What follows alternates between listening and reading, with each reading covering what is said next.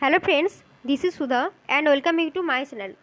আজকে আমরা আবার আগের ক্লাসগুলির মতন 10টি গুরুত্বপূর্ণ প্রশ্ন নিয়ে আলোচনা করব, যেগুলি টেটের ইন্টারভিউয়ের ক্ষেত্রে খুবই গুরুত্বপূর্ণ।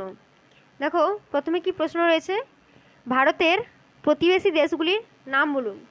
ভারতের উত্তরে চীন, নেপাল এবং ভুটান রয়েছে, পূর্বে রয়েছে বাংলাদেশ এবং সুদূর পূর্বে রয়েছে মায়ানমার, দক্ষিণে রয়েছে শ্রীলঙ্কা এবং উত্তর পূর্বে রয়েছে পাকিস্তান ও আফগানিস্তান। এগুলি হলো ভারতের প্রতিবেশী দেশ। পরবর্তী দেখো, আপনি কেন নিজেকে শিক্ষক হিসাবে যোগ্য মনে করেন? যদি টেটের ইন্টারভিউয়ে তোমাকে জিজ্ঞাসা করা হয় যে আপনি কেন নিজেকে শিক্ষক হিসাবে যোগ্য মনে করেন, তাহলে তোমার উত্তর হবে কি, যে স্যার, আমার মধ্যে নেতৃত্ব দানের ক্ষমতা, বিষয় সম্পর্কিত যথেষ্ট জ্ঞান এবং সে বিষয়টিকে ছাত্রছাত্রীদের সামনে তুলে ধরার মতন ক্ষমতা এবং শিক্ষার্থীদের সঙ্গে সহজেই বন্ধুত্বপূর্ণভাবে মিলে যাওয়ার মতন দক্ষতা এবং যথেষ্ট ধৈর্য রয়েছে, যার জন্য আমি নিজেকে শিক্ষক হিসাবে যোগ্য মনে করি। পরবর্তী দেখো, কখন শিশু অপরাধপ্রবণ হয়ে ওঠে? তাত্ত্বিক এবং বাস্তবিক মতে এটাই স্বাভাবিক যে শিশু পিতামাতার অনাদরে তাদের এবং পারিবারিক নানা উদ্বেগের মধ্যে দিন কাটায়, সে শিশু বড় হলে কিন্তু অপরাধপ্রবণ হয়ে ওঠে। আবার অন্যদিকে অপরাধপ্রবণ এলাকায় বাস করেও যে শিশু পিতামাতার স্নেহ, মমতা এবং আদরের মধ্যে প্রতিপালিত হয়, সে শিশু কিন্তু বড় হয়ে অপরাধী হয়ে ওঠে না। পরবর্তী প্রশ্ন, প্রথাগত শিক্ষার কটি উপাদান এবং কি কি? প্রথাগত শিক্ষার মোট 4টি উপাদান রয়েছে এবং এগুলি কি কি? শিক্ষক, শিক্ষার্থী, পাঠ্যক্রম এবং বিদ্যালয়। নেক্সট কোশ্চেন দেখো, সমাজে কেন বিদ্যালয় স্থাপিত হয়েছে বা বিদ্যালয়ের প্রয়োজনীয়তা কি সমাজে? এর উত্তর কি হবে? আদিম যুগে কোনো শিক্ষার প্রথাগত ব্যবস্থা বা মাধ্যম ছিল না। তখন বয়স্করাই শিশুদেরকে দৈনিক জীবনযাপনের জন্য যে ন্যূনতম চাহিদাগুলি পূরণের কৌশল, সেগুলি শেখাতেন। কিন্তু পরবর্তীকালে ক্রমশ মানুষের জীবনযাত্রা প্রণালী জটিল হতে থাকে। তখন ওই বয়স্কদের অপ্রথাগত বা অনিয়ন্ত্রিত শিক্ষায় কিন্তু যথেষ্ট ছিল না। তখন প্রয়োজন হয়ে পড়ে একদল অভিজ্ঞ ব্যক্তির, যারা নির্দিষ্ট স্থানে শিক্ষার্থীদেরকে নিয়ে এসে এই সমস্ত অভিযোজনের কৌশলগুলি তাদেরকে রপ্ত করতে সাহায্য করবেন। এইভাবে শিক্ষার্থীদেরকে যে নির্দিষ্ট স্থানে নিয়ে আসার কথা বলা হচ্ছে, তখনই সমাজে বিদ্যালয়ের প্রয়োজনীয়তা অনুভূত হয় এবং বিদ্যালয় স্থাপিত হয়। পরবর্তী দেখো, ভারতের লৌহ মানব কাকে বলা হয় এবং কেন? ভারতের লৌহ মানব বলা হয় সর্দার বল্লভভাই প্যাটেলকে।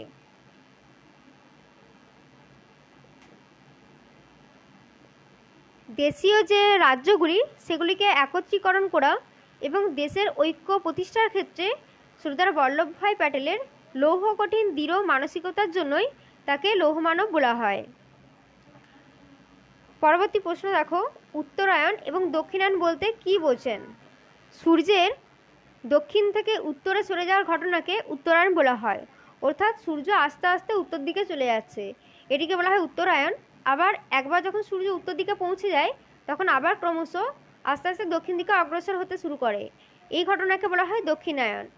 সাধারণত 22শে ডিসেম্বর থেকে 21শে জুন পর্যন্ত, 22শে ডিসেম্বর উত্তরায়ণ শুরু হয় এবং 21শে জুন পর্যন্ত প্রায় 6 মাস স্থায়ী হয়। আবার 21 বা 22শে জুন দক্ষিণায়ন শুরু হয়।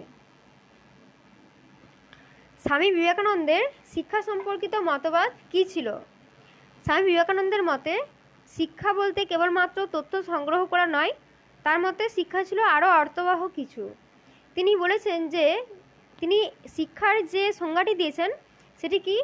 Education is the manifestation of perfection already in man, অর্থাৎ ব্যক্তির মধ্যে যে মহত্বের প্রকাশ, সেটি হলো শিক্ষা। অর্থাৎ তার মতে শিক্ষার যে লক্ষ্য, সেটি কী হবে? মানুষ তৈরি করা, জীবন গঠন করা, চরিত্র গঠন করা এবং চিন্তাভাবনা সকল পরিপাক করা, এগুলি হলো স্বামী বিবেকানন্দের মতে শিক্ষার লক্ষ্য। পরবর্তী প্রশ্ন দেখো, শিক্ষা প্রক্রিয়া কয় প্রকার এবং কি কি? মানব সমাজ নিজের প্রয়োজনে শিক্ষার প্রচলন শুরু করেছে এবং পরবর্তীকালে এই শিক্ষা প্রক্রিয়া বিভিন্ন রূপ নিয়েছে। এই রূপগুলি হলো কি কি? তিনটি রূপ রয়েছে। একটি হলো অনিয়ন্ত্রিত বা অপ্রথাগত বা ইনফর্মাল এডুকেশন, দ্বিতীয়টি হলো প্রথাগত বা ফর্মাল এডুকেশন এবং তৃতীয়টি হলো প্রথা বহির্ভূত বা নন ফর্মাল এডুকেশন। পরবর্তী এবং আজকে ক্লাসের শেষ প্রশ্ন দেখো, লেখক বা লেখিকারা ছদ্মনাম ব্যবহার করেন কেন? আমরা অনেকেই দেখেছি যে লেখক লেখিকারা ছদ্মনাম ব্যবহার করে তাদের লেখনী সৃষ্টি করেন এবং তাদের এই ছদ্মনাম ব্যবহার করার পিছনে বিভিন্ন কারণ থাকে। যেমন প্রথমত কি, নিজের আসল নামের পরিচিতির প্রভাবকে এড়িয়ে গিয়ে পাঠকের নিরপেক্ষ মতামত কি হয় সেটা দেখা। দ্বিতীয় হলো, লেখা নিয়ে যদি কোনো আইনি জটিলতা সৃষ্টি হয় তখন ছদ্মনামকে ঢাল হিসাবে ব্যবহার করা। তৃতীয় কারণটি হলো, নিজের নাম দিয়ে যে সমস্ত কথা বলতে অস্বস্তি বোধ হয় ছদ্মনাম ব্যবহার করে সেই সমস্ত কথা বলা।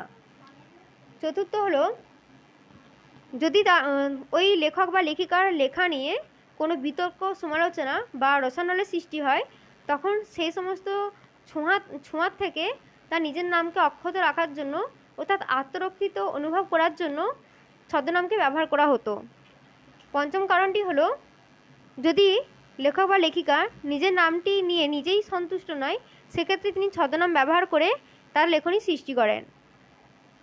এবং পরবর্তী কারণটি হলো, ছদ্মনামে লেখার ফলে পাঠক আসল লেখককে সেটা চিনতে পারেন কিনা সেটা দেখা এবং নিজের লেখার দক্ষতা সম্পর্কে নিশ্চিত হওয়া।